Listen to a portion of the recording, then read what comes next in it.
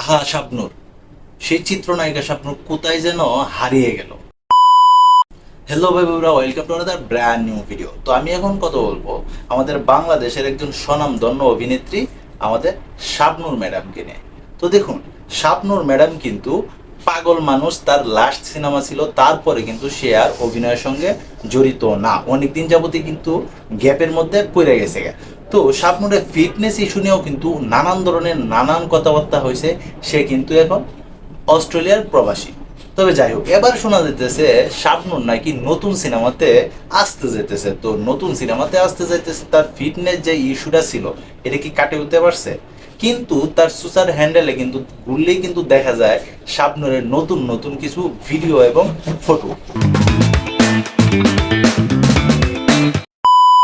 অনেকে কিন্তু ভাবতেছে এই ফটো এবং ভিডিওগুলা কিন্তু এআই দিয়া বানানো। আসলেই কি এইগুলা এআই দিয়া বানানো?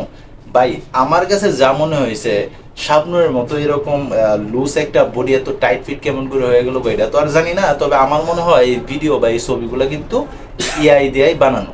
তবে শাবনূরে যারা ভক্ত আছে তারা বলতেছে শাবনূর আবার সেই আগের রূপেই ফিরবে, চিরচেনা রূপে সে আবার ফিরতে পারে। তবে এখানে কয়েকদিন আগে কিন্তু একটা আলোচনা হয়েছিল শাকিব খান, আরফান নিশু, মোশাররফ করিম, চঞ্চল চৌধুরী এবং শাবনূর, এই পাঁচজন মহাতারকারে নিয়ে কিন্তু একটা সিনেমা আসতে যেতেছে, যে সিনেমাটা নাকি 3টা পার্টে মুক্তি পাবে, মানে 3 বছরে 3টা সিনেমা মুক্তি পাবে। তো সেইখানে কিন্তু শাবনূর ম্যাডামের অভিনয় করার কথা ছিল।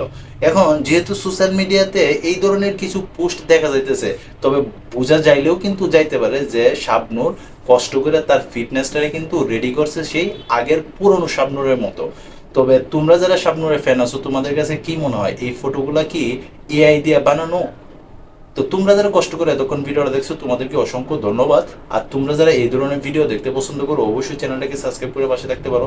তো এই ছিল এখন পর্যন্ত ভিডিও। তো সবাই ভালো থাকবা, সুস্থ থাকবা, আর হ্যাঁ, কাছের মানুষটাই ভালো রাখবা। ধন্যবাদ সবাইকে।